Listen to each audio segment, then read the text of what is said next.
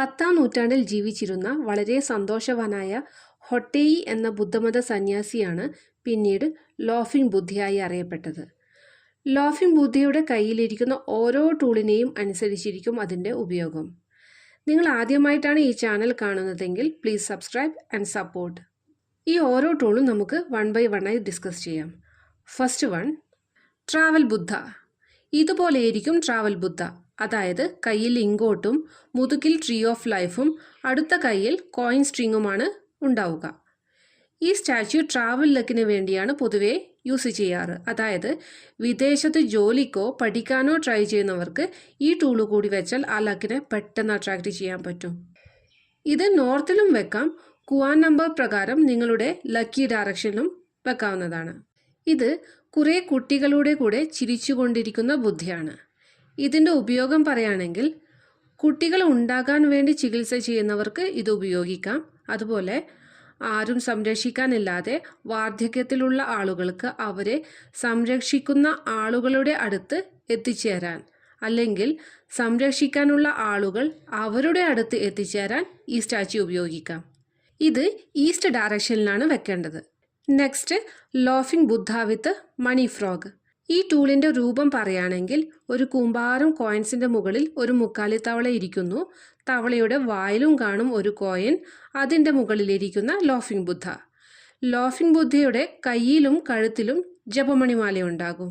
റൂയിയാണ് അടുത്ത കയ്യിൽ കാണുന്നത്. റൂയി വിശേഷിപ്പിക്കുന്നത് അധികാരത്തിൻ്റെ പ്രതീകമാണ്.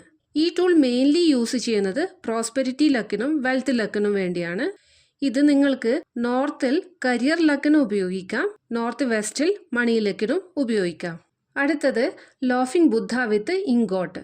2 കൈയിലും ഇങ്കോട്ട് പൊക്കിപ്പിടിച്ച് നിൽക്കുന്ന ബുദ്ധ. ഇതാണ് ലോഫിംഗ് ബുദ്ധ വിത്ത് ഇങ്കോട്ട്. ഹ്യൂജ് ഇങ്കത്തെയാണ് ഇങ്കോട്ട് റെപ്രസെന്റ് ചെയ്യുന്നത്. ഇത് പലരുടെയും വീട്ടിൽ കാണും. ഇങ്കോട്ടിന്റെ മീനിങ് മെറ്റൽ കട്ടി എന്നാണ്, അതായത് സ്വർണ്ണക്കട്ടി. അതുകൊണ്ടാണ് ഈ സ്റ്റാച്യു ഹ്യൂജ് ഇങ്കത്തെ റെപ്രസെന്റ് ചെയ്യും എന്ന് പറയുന്നത്. ഇത് വെക്കാൻ പറ്റുന്ന ഏറ്റവും നല്ല ഡയറക്ഷൻ സൗത്തും സ്റ്റാർ 9 നിങ്ങളുടെ വീട്ടിൽ ഏത് ഡയറക്ഷനിലാണോ വരുന്നത് ആ ഏരിയയുമാണ്. Next, laughing Buddha with hand fan. കയ്യിലുള്ള ആ വെളുത്ത വിശറിയാണ് ഹാൻഡ് ഫാൻ. ഇതൊരു പവർഫുൾ സ്റ്റാച്യു ആണ്. ഹാൻഡ് ഫാൻ റെപ്രസെന്റ് ചെയ്യുന്നത് വിഷ് ഫുൾഫിൽമെന്റിനെയാണ്. ആഗ്രഹങ്ങൾ നടത്തിയെടുക്കാൻ ഈ സ്റ്റാച്യു ഹെൽപ്പ് ചെയ്യും. ഇത് വെക്കേണ്ട ബെസ്റ്റ് ഡയറക്ഷൻ നോർത്തും, പിന്നെ ഈ വർഷം സ്റ്റാർ 1 നിങ്ങളുടെ വീട്ടിൽ ഏത് ഡയറക്ഷനിലാണോ വരുന്നത് ആ ഡയറക്ഷനിലുമാണ്. അടുത്തത് ലോഫിംഗ് ബുദ്ധ വിത്ത് വൂലു. ഈ വൂലു എന്നത് ബോട്ടിൽ ഗാർഡ് പോലെയാണ് കാണാൻ. പണ്ട് കാലത്ത് ചൈനയിലെ ആളുകൾ ഇത് ഉണക്കി അതിനകത്തെ സീഡ്സും മറ്റ് സാധനങ്ങളും എടുത്തു മാറ്റി ക്ലീൻ ചെയ്ത് സൂക്ഷിക്കും. അവർ ഇതിനകത്താണ് മരുന്നിട്ട് വെച്ചിരുന്നത്. വൂലുവിൻ്റെ ഷേപ്പ് ആകാശത്തിൻ്റെയും ഭൂമിയുടെയും പ്രതിനിധാനമാണെന്നാണ് വിശ്വസിക്കുന്നത്. അതുകൊണ്ട് തന്നെ വൂലു ലോങ് ലൈഫിനും ഗുഡ് ഹെൽത്തിനും വേണ്ടിയാണ് വീട്ടിൽ വെക്കുന്നത്. ഇത് വെക്കേണ്ട ബെസ്റ്റ് ഡയറക്ഷൻ ഈസ്റ്റും സ്റ്റാർ 2 വരുന്ന ഡയറക്ഷനുമാണ്.